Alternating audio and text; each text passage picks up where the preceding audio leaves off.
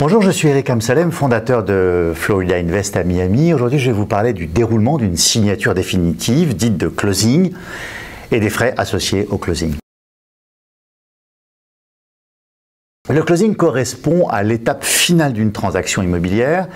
C'est le moment où le titre de propriété passe des mains du vendeur à celles de l'acheteur et où les clés du bien immobilier seront remises à l'acquéreur. Un moment important pour le vendeur car la totalité des fonds consignés lui seront reversés. Lors du closing, chaque partie doit signer de nombreux documents préparés par la Title Company.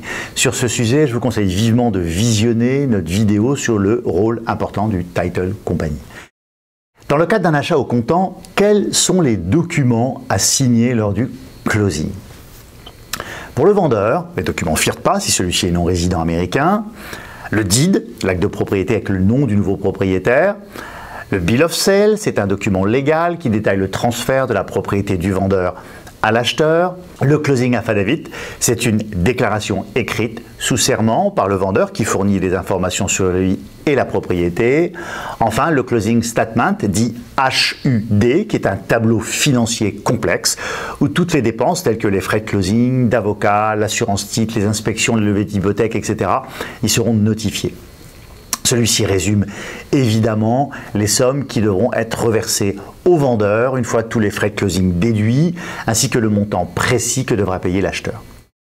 Est-ce que l'acheteur et le vendeur doivent être présents lors du closing aux USA aussi formellement qu'en France?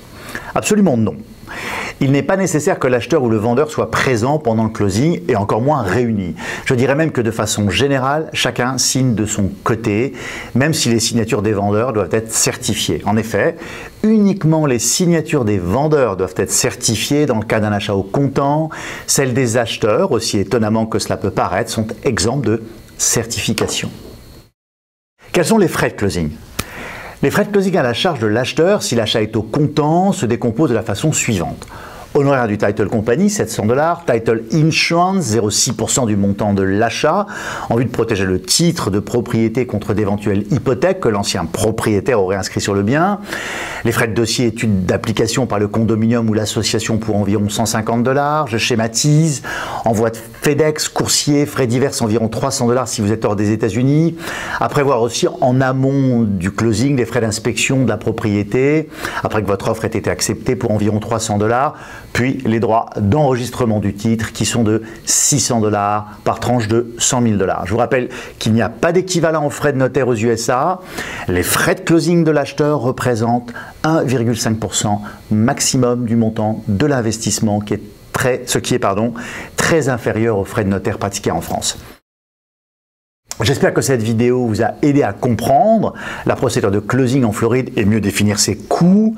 N'hésitez pas à vous abonner à notre chaîne YouTube. Nous répondrons aux questions les plus posées directement dans les commentaires, sur Twitter ou par email à contact@floridainvest.com.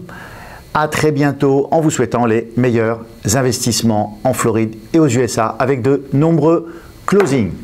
Que le Title Company est l'équivalent du notaire en France, bien qu'il ne soit pas un officier assermenté, au même titre que le notaire en France. Il a pour rôle de vérifier que le titre de propriété peut être également vendu. Il s'occupe aussi de la préparation des différents documents qui devront être signés par les parties, ainsi que l'enregistrement final de ces